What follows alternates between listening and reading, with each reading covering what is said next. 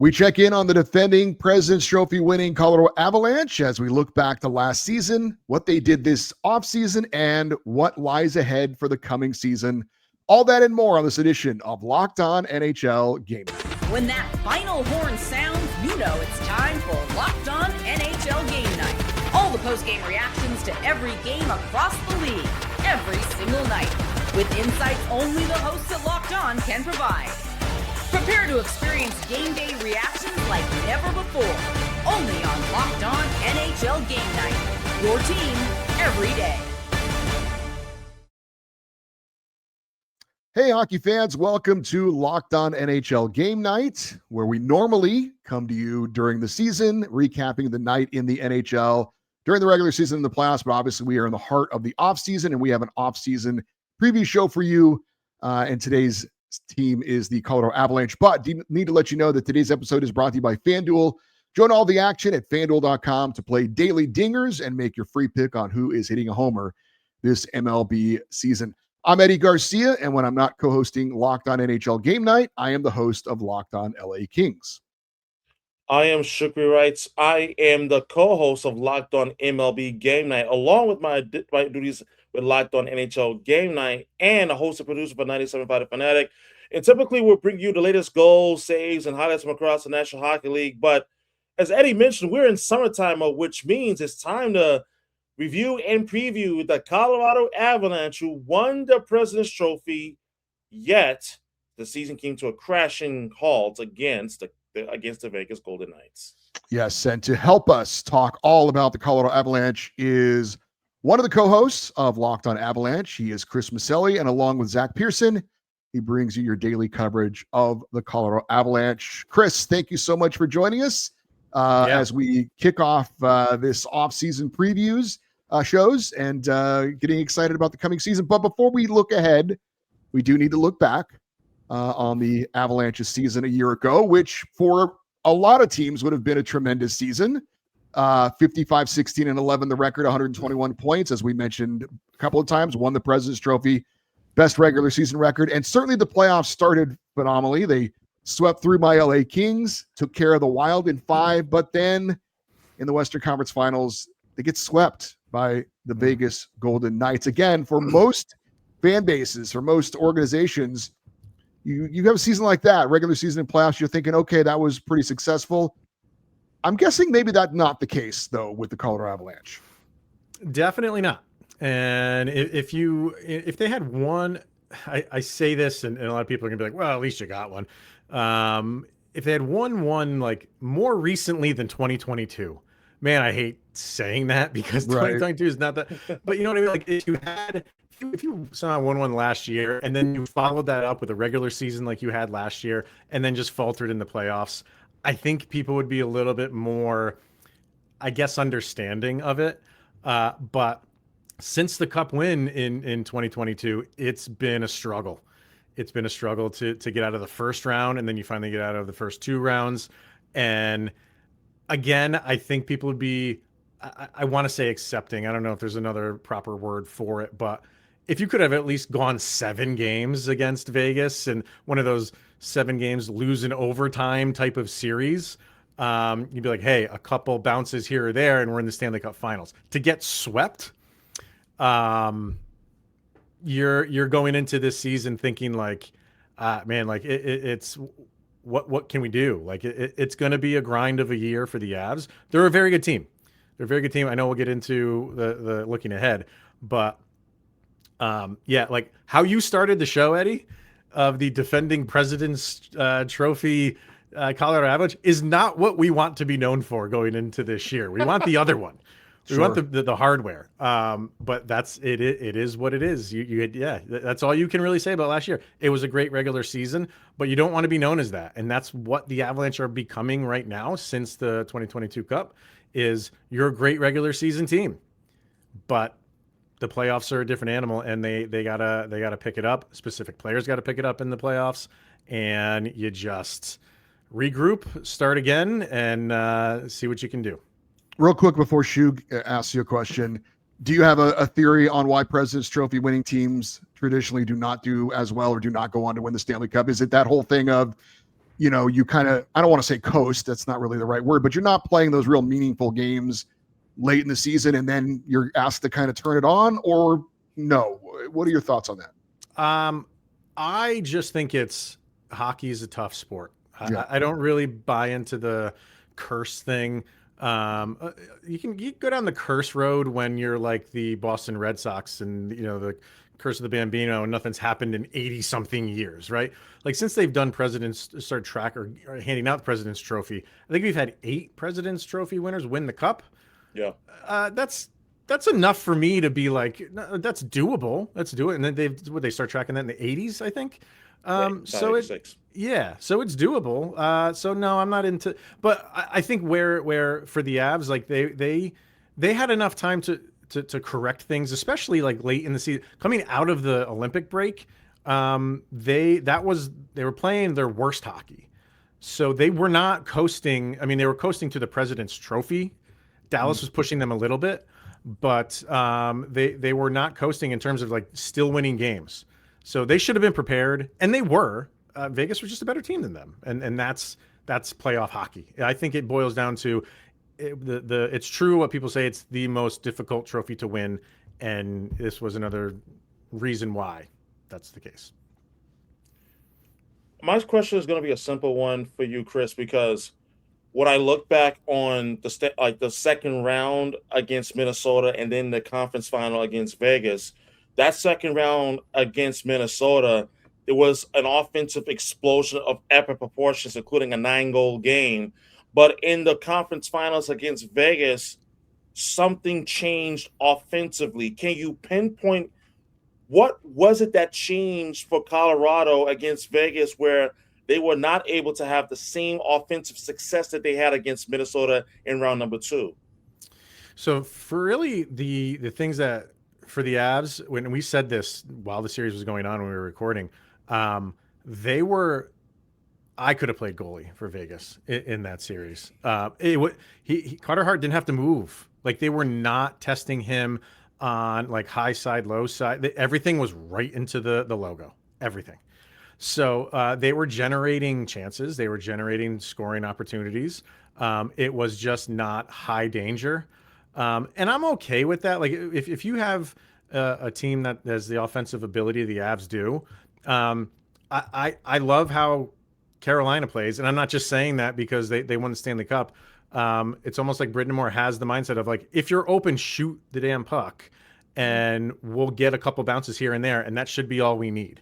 And the Avs don't typically play that way. And I think that's their detriment is they play, I don't want to say one way. That's the wrong way to say it because they can play different variations of their game, but it is built on speed. But if you're getting shut down, they can't really recreate themselves and say, okay, we're gonna find ways to score goals differently. We can play a physical game if we have to.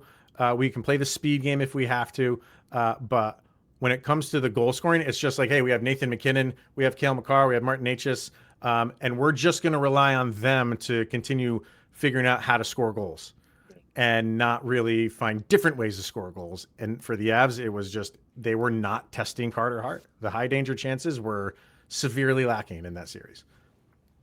From an individual standpoint, Nathan MacKinnon is a Hart finalist. He wins the Rocket Richard. Cale Makar is a Norris finalist. You had Mackenzie Blackwood and Scott Wedgwood winning the Jennings Trophy. From an individual standpoint, did it go about as well as it could for the Avalanche this year? There was no downside in the regular season. Like I said, you had that little bit of a hiccup after the Olympics, which was fine. You built up such a distance that you were allowed that, like every team goes through. But individually, they were great. MacKinnon, you expect what he gave you. Cale, Cale maybe even had a little bit of a down year offensively for him. But, Marty Neces, he gets to 100 points. He was great. Brock Nelson, 30 goals, 30 assists. So, like, he had a great year. You bring back Gabe Landeskog, who missed 3 full seasons. He played the playoff series before and last year, but he came back for a full season. So he gave you a lot of good things in the regular season. You mentioned the goalies. I don't think anybody expected what Scott Wedgwood was giving you. He was a Vezina finalist. I think he really think he was going to win it, but or no, he was not a Vezina finalist. No, was he? I can't remember now if he was a Vezina finalist. I don't think he was. I don't think he was. I think he came in fourth, but he came in fourth. He missed third by like 1 point. I think that's what I'm thinking of. Regardless, like, yeah, no, he wasn't, because we argued that he should have been. But the combination of those two guys was spectacular. So regular season, there was just really nothing. Well, no, I'm lying. Individually, yes, you're right. Conceptually, the power play was atrocious. The power play, I think they finished 31st, if I'm not mistaken. I think there was one team that was worse than them. But to score as many goals as they did and not be able for the entire season to figure it out on the power play is mind-blowing. And everybody said, like, you better figure that out in the playoffs. That's not what lost them the series to Vegas. But how it didn't improve and get figured out is the one hiccup that you can say regular season-wise the Avalanche just shot themselves in the foot. But individually, it was great. It was great. We're going to get into real quick, Hugh. We got to go to break here, but eventful off season for the Avs. We will get into that, and Shu will lead us off when we come up with that. We'll do that next year on Locked On NHL Game Night.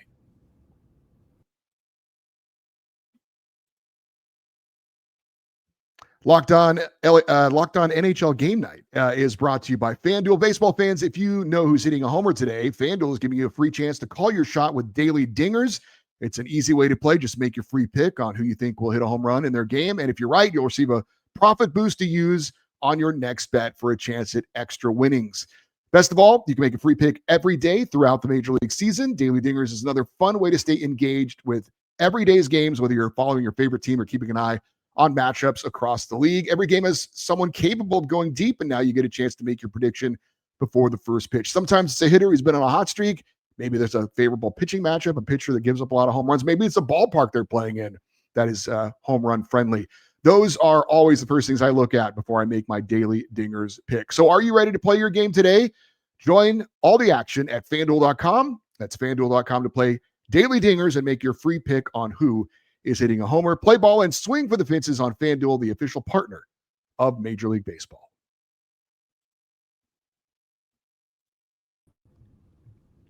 We are continuing our Avalanche preview. We've talked a little bit about what happened last season. Now let's talk about what has happened so far this season, and it has been eventful a bit for the Avalanche. Shu, why don't you lead us off on this one?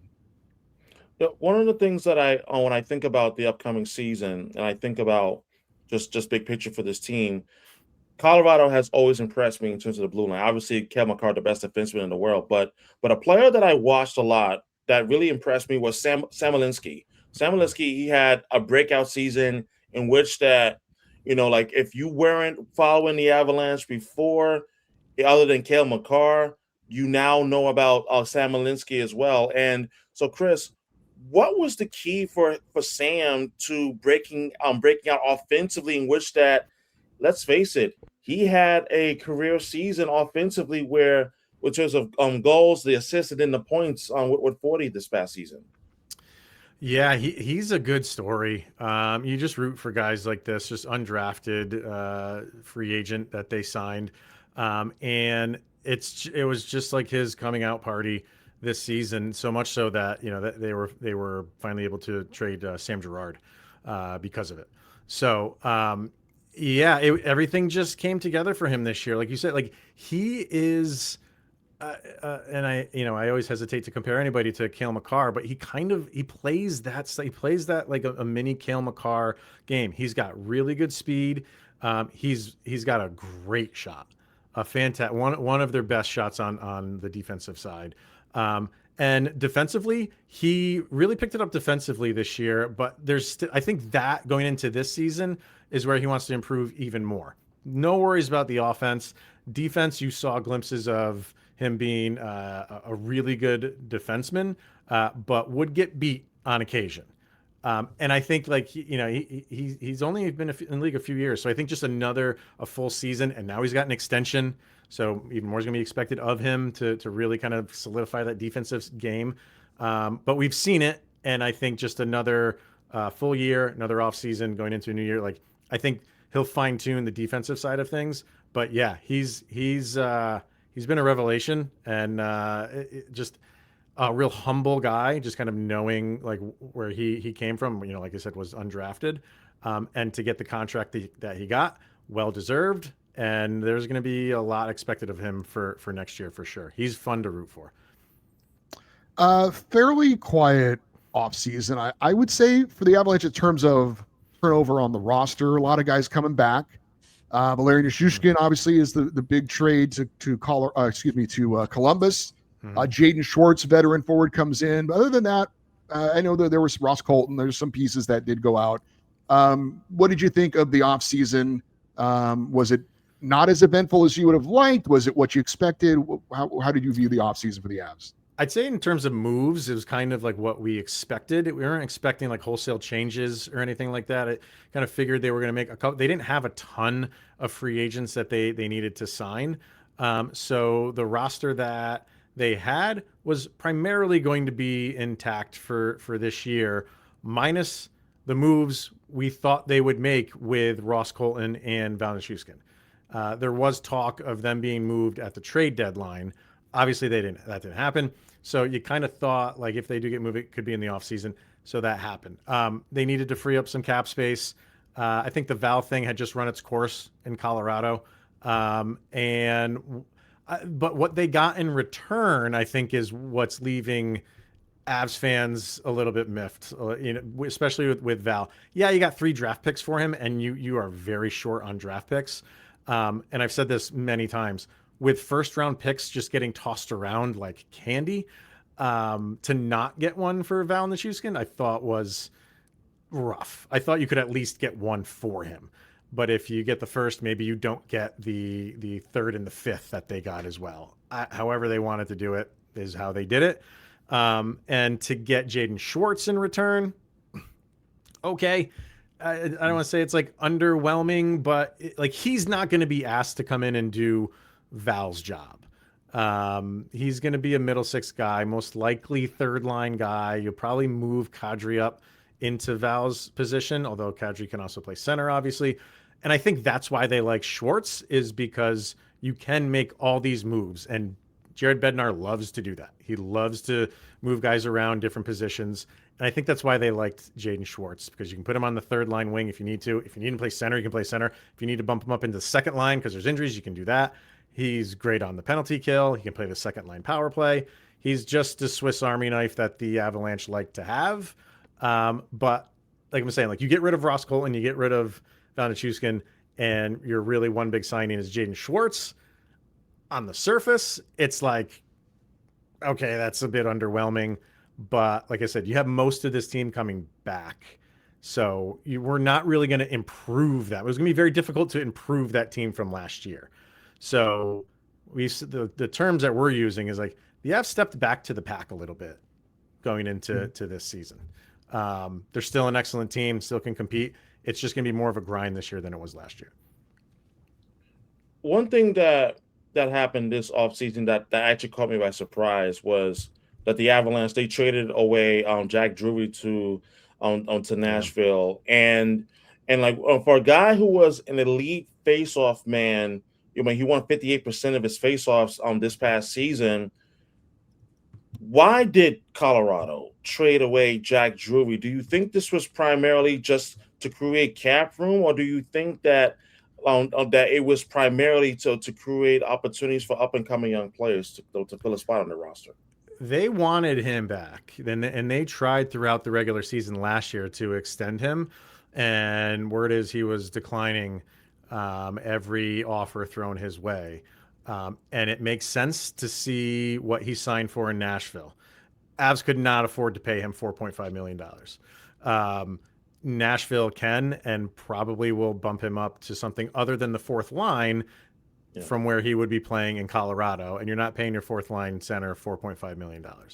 So it was just a difference of dollars. And I think the Avs just got what they could from him, knowing that we're just so far apart.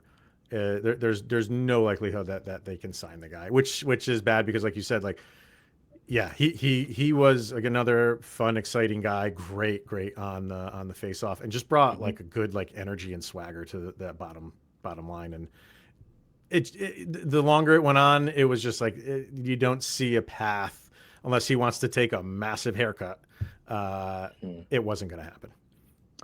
As we transition from what happened this offseason into this coming season, and Shu brought up the Nashville Predators, certainly have to ask about the biggest event that happened in the offseason for the Avalanche, and that was their general manager, Chris McFarland, leaving to take on more responsibility, I guess, but also probably a pay raise and a more title, running things for the Central Division rival, if you want to call them that, Nashville Predators.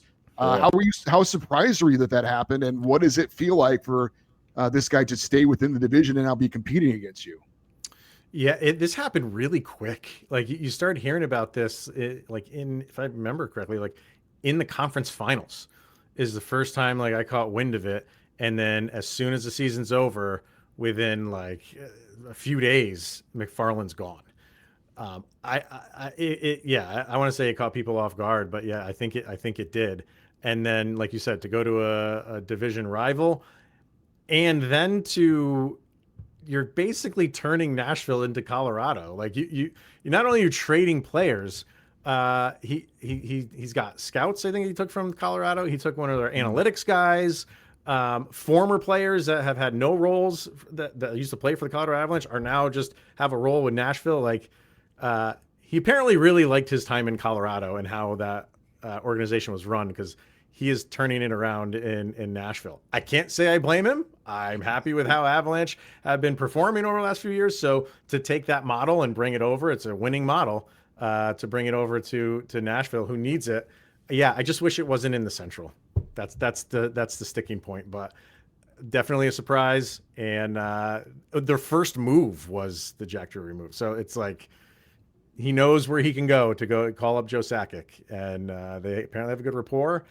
I don't know. It's a little bit weird. I love it and I hate it, because Nashville's going to be a problem because Chris McFarland is there. Yep. And real quick, you mentioned Joe Sakic, who is now the active GM, but I assume they are searching for someone else to replace him. They said he was going to take control of the GM duties in the offseason, and then once the season starts, they were going to go into that world. But I don't think they're in any rush to do that. There's been no names floating around. It's Sakic right now. Whenever he feels like, okay, I'm going to go back to my other position, they'll find somebody, but it's not immediate. All right. Yep. Up next, we're going to ask Chris, how big of a season is this for head coach Jared Bednar, among other things, as we look ahead. We'll do that next here on Locked On NHL Game Night.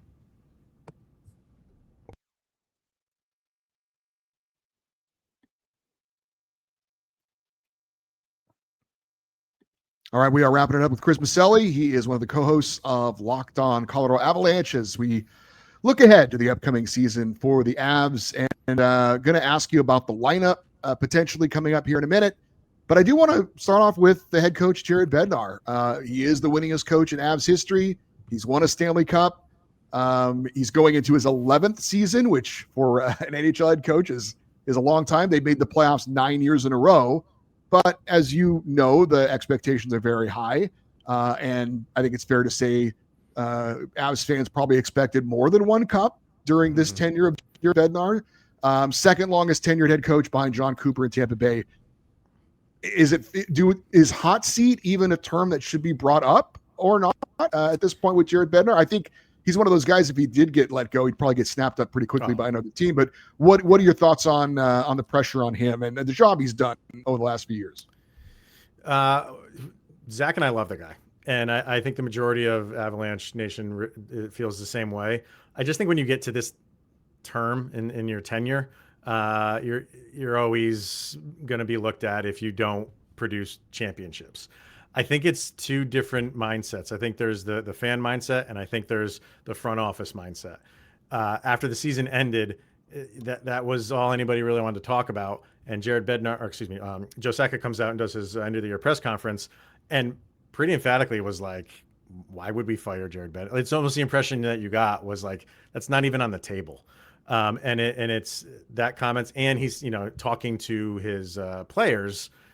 They told him, man to man, like, no, we love playing for this guy. Don't get rid of him. So I think it's one of those situations where it's fans think one thing. And again, they love the guy, but it's just the talking point when you get to being a coach for the 10-year mark. If you're not just, bowling over the league and winning championships, people are rightly going to ask, if you bring someone in, get that coach bump, should we do that? I think it's a fair question. I just don't think it's going to happen, but I've been Mikko Rantanen got traded from this team, so I've been surprised before. So who knows? You talk about Nathan MacKinnon, and he has accomplished so much already in his surefire Hall of Fame career. And what's even more remarkable currently, as we sit here at the beginning of August, is that he's 108 points away from 1,250 in his career. So, silly question, but I'm going to ask anyway, because in the NHL, you take nothing for granted. What's the likelihood that MacKinnon scores 108 points or surpasses it this season? Oh, 108 points? Yeah, 108 points away from 1,250. That's in the bag. Yeah, I can almost guarantee. Yeah, that I can almost guarantee you it's 108 points. What I think the question is going to start being is, will he be the greatest Avalanche player of all time, surpassing Joe Sakic? Yeah. I think that's what needs. And you can, and Cale Makar will come after. But if you look at the numbers of Nathan MacKinnon and Joe Sakic, he's almost exactly on track to be. He's almost exactly halfway there to Joe Sakic's numbers. It's scary how just lined up they are with where Sakic was in his career at this point and where MacKinnon is. If he passes him, I know Joe Sakic is, he's one of the greatest of all time. It will at least be a conversation to be had. I'm not going to go one way or another because we got a long way before we get there, but the conversation will be on the table for sure. Well, you go from Nathan MacKinnon. Let's talk about Cale Makar. He is going into the final year of his contract. He'll be a UFA after this season. He's making $9 million a year. You talk about the Avs maybe making moves to create some cap space. What is Cale Makar's next contract going to look like? And will this get done before the season starts? Well, the interesting time frame is September 15th, right? Because that's the last you can sign for 8 years. So after that, it goes down to 7. But I talked with Gil of Locked On Islanders, Locked On NHL about this, and it is literally nobody knows, because it could be long-term high AAV. It could be a shorter term lower AAV, lower as in 15, 16 per year. But it literally can be anything in between them. And because it's Cale Makar, it wouldn't surprise me. I think Cale knows he's going to make significantly more money than he's making now. But he's also a team guy. I don't think he wants to hamstring the team. But how important is it for him to have that title of highest paid player in the league, even though the way things are going, that title is going to be short term. So is it that important to have that for a short amount of time? We're not doing the McDavid. He had that for however many years he had it for. There's going to be a new guy having that title year after year, pretty much, for the foreseeable future. So is it that important for him? I don't think that it is. That's not to say he's not going to go make a lot of money. He could make, I think he's going to be in the 17, 18 range. But the interesting part will be the term, because I think, with especially Bedard and Celebrini, Carlson doing the 5-year deals and then re-upping again, I think you're maximizing your dollar amount doing it that way rather than going for the max 8-year term. So that's what I don't care about the dollar amount. I care about the term, because I think that's going to be telling on where Makar is. When you talk about players who, in your mind, have the most to prove for the upcoming season, this is a little bit of a hot take. This is also tied into the question. For me, I'm looking at Brock Nelson this season as a guy who, for me, is going to have a lot to prove, because the problem for me with Brock Nelson wasn't the offensive production during the regular season. He was dynamite. The problem was the playoffs, where you could say that he went and disappeared in the Rocky Mountains north of Denver. Like, he was pretty much MIA, posters all across the Denver metropolitan area. So how much does Brock Nelson have to prove for this upcoming season, considering the massive disappointing performance in the playoffs? A lot. There's no sugarcoating that. And you could put him and Martin Neces in the same boat. And Martin Neces, he got a nice new contract, 100-point player, had a good postseason. And the first two rounds were fine. The third round against Vegas, everybody kind of imploded. But for Brock Nelson, the entire playoffs, he disappeared. So you nailed it on the head. I think for the three guys that really need to show something next year, Nelson and Neces in the playoffs, and Mackenzie Blackwood for the duration of the season to really stay healthy and really take hold of that number one goalie position. But people are beamed in on Brock Nelson and the playoffs, because he was non-existent. And to have the regular season like he did, which is a very good regular season, which they solved the 2C problem, guys. That was a issue since 22, and they solved it with him. And people are going to be like, doesn't mean anything if you can't do it in the playoffs. And they're kind of right. So yeah, he would be number one. I think Neces would be number two. And then, like I said, for a full regular season, looking at Mackenzie Blackwood too. Chris, as we kind of wrap it up here, I always like to do this. I'm going to throw up the projected lineup from Puckpedia and see what they've got here. You tell me what you agree or disagree with this. And if you're watching on YouTube, you'll see it. If you're listening on the podcast, I'll read it off too. But it's a top line of MacKinnon, Neces, and Lehkonen. Second line of Nelson, Landeskog, and Schwartz. Third line of Kadri, Waugh, and Kelly. And a fourth line of Svechkov, Leroux, and O'Connor. The pairings that they have, Taves and Makar, Malinsky and Kulak, and Burns and Manson, and the goaltending tandem of Wedgwood and Blackwood. Does that look right? Is it close? Is there anyone there that I know you had mentioned Kadri playing on the wing? What does that lineup look like for you as far as what you think it's going to be to start the season?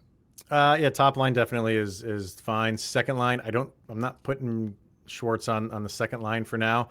I'm putting Kadri up there. So Kadri, Nelson, and Landeskog could be your second line. The third. So I'd probably move Waugh over as your third line center with Parker Kelly and then Jaden Schwartz, even though they're both listed as left wings. Kelly can play either side.